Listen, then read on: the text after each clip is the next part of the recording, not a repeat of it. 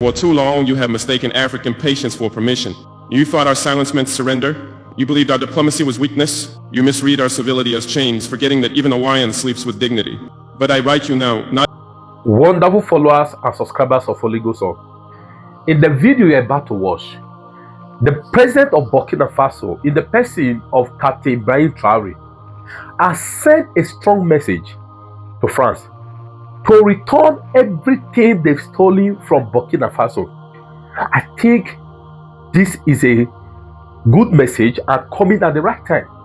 Remember, 3 days ago, the president of Senegal also made a statement that the time has come, France must get their knees off the neck of Africa. Guys, this video is a must watch. It's a short one, but please endeavor to watch today. Kindly give it a thumbs up so that Facebook and YouTube can recommend it for everyone to see. Endeavor to share, because our African leaders, they've got to emulate this man. The West cannot keep on, extorting us. They cannot keep on making us. They cannot keep on seeing us as their feeding bottle. Meanwhile, our citizens are subjecting us to abject poverty.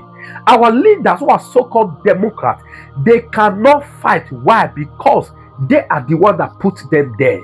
Please like and share this video. Thank you. French Republic. For too long, you have mistaken African patience for permission. You thought our silence meant surrender. You believed our diplomacy was weakness. You misread our civility as chains, forgetting that even a lion sleeps with dignity. But I write you now, not in anger. I write to you with the calm of the ancestors, with the stillness of those who stood beneath colonial gallows, yet never bowed their spirits. I speak with the voice of empires older than your archives, from kingdoms whose gold-built cathedrals you now claim as yours. This is not a letter, it is a reckoning. You came to our lands as guests and left as thieves. You entered with Bibles in one hand and bayonets in the other, preaching salvation as you shackled our minds and plundered our minerals. You renamed our rivers, desecrated our shrines, uploaded our museums, and then dared to teach us civilization. What is civilization to a people who built Timbuktu when Paris was a swamp? What is progress to a people who mastered astronomy while your king still feared eclipses? France, this is not about the past alone. This is about your present appetite. This is about how you still drink from African wells and pretend your thirst is righteous. You speak of partnerships, yet your embassies dictate our elections. You preach free markets, yet your companies monopolize our resources. You scream about democracy, yet your soldiers guard dictators who serve your interest. And in Burkina Faso, in the heart of West Africa, we say enough. You still owe us gold artifacts, blood, and truth. You built museums from our stolen memory, economies from our stolen labor, and pride from our stolen identity. You created narratives that depict Africa as broken, yet it is your fingerprints that stain every fracture. You owe our mothers the sons buried under your foreign wars. You owe our soil the purity you poisoned for uranium and profit. You owe our future the dignity you tried to erase with every lie published in your newspapers, every puppet installed in our palaces. And we are no longer asking politely. The storm is not coming, the storm is already here. It gathers in the minds of our youth who no longer dream in French. It whispers in the chants of our people who all reject your currency and your control. It echoes in the silence of African leaders who finally refuse to be pawns. You have until now benefited from our division. You fed on our tribal tensions, sowed discord, and presented yourself as the only solution to the chaos you engineered. But Africa has read the manual now. We've studied your tactics. We've named your games, and we've chosen not to play. We are building a new order, one not defined by your parliaments or polished in your press. A sovereign, unbought, uncolonized order rooted in truth, dignity, and justice. This is your warning. Return what you stole. Not only the artifacts that sit behind glass, but the resources, the honor, and the independence you stripped with treaties signed at gunpoint. Return them or face a generation that no longer fears your flags or your threats. You see, this is not just Burkina Faso speaking. This is the voice of Africa, unfiltered. The voice of Mali rising, the voice of Niger awakened, the voice of a continent that has been quiet too long. You may mock our courage on your screens, you may twist our message in your editorials, but the ground beneath you is shifting, your grip is slipping, your time is ending. We do not seek vengeance, we seek restoration. But make no mistake, restoration is not a request. It is a demand backed by resolve, and we are prepared to stand, to resist, and if need be, to rebuild from ashes. This is only the beginning. Signed with fire, not fear. From Ouagadougou to the conscience of a sleeping empire, wake up or be swept away. The currency of chains. France, let us speak plainly now. You did not just take our gold. You minted it into your prosperity, then returned to sell us back our own freedom at interest. The CFA franc, that colonial relic you swore was an economic partnership.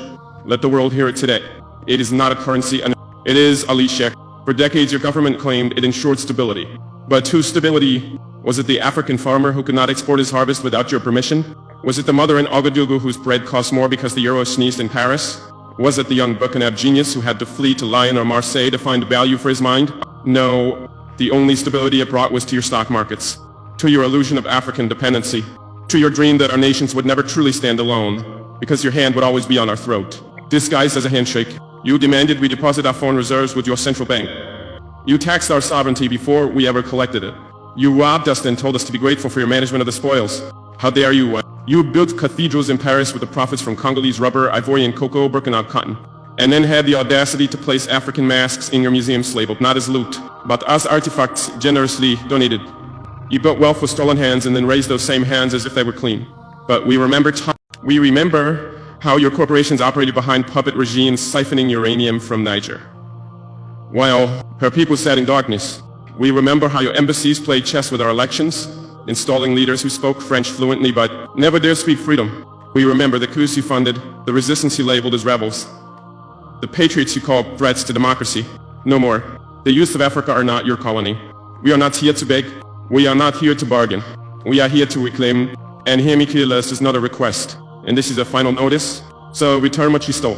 Not just the artifacts, not just the gold, not just the money sitting in your vaults. Return the respect, the agency, the right to chart our destiny without your shadow. We will no longer ask. We will act. The CFA franc will fall, because a continent cannot rise with foreign chains around its economy. We will build our own institutions. We will trade in our own currencies. We will educate our children in our own languages. We will define ourselves not through the lens of a Paris newsroom, but through the eyes of African wisdom and truth. You can call it defiance. We call it deliverance. And do not mistake our unity for noise. What you hear rising across West Africa is not mere outrage, it is order being restored. What you hear from Mali, from Niger, from Burkina Faso is the sound of empires being broken. Without bullets, just by the truth. We did not come to threaten you with war, but understand this, if you continue to threaten our freedom with debt, dependency, and deceit, then you will indeed face a storm not of our weapons, but of our will. A storm of minds awakened. A storm of youth mobilized. A storm of nations aligned no longer on your terms, but on our own. Africa will not remain in the waiting room of history. Our hour has struck, and in this new dawn, the old currency of control is worthless. The lion has risen, and he does not negotiate with those who once held the whip. The why of civilization. France, you once called it a civilizing mission. You arrived with the Bible in one hand and a rifle in the other. You taught us your prayers, but banned our drums. You showed us cathedrals, then destroyed our temples. You spoke of light but moved like shadows. And when you were done baptizing the soil in our blood, you dared to say we were better off. Better off. You erased languages that carried centuries of wisdom. You outlawed names that spoke of identity and spirit. You tore families from roots, turned kings into prisoners, turned queens into housemaids. You humiliated sages, buried griots, and then wrote your own version of history, where the conqueror is always civilized and the victim always silent. But hear this now. We were never uncivilized, we were uncolonized. And there's a difference. Before you built your palaces, we built kingdoms. Before your flags flew over our lands, our ancestors flew with the stars. Timbuktu was teaching the world when your kings were still hunting in forests. We birthed mathematics while you battled superstition. We honored nature while you divided the heavens into pieces of paper and called it ownership. So no, Franze, you did not bring us civilization. You brought us interruption. You see, your greatest success was not just in stealing land.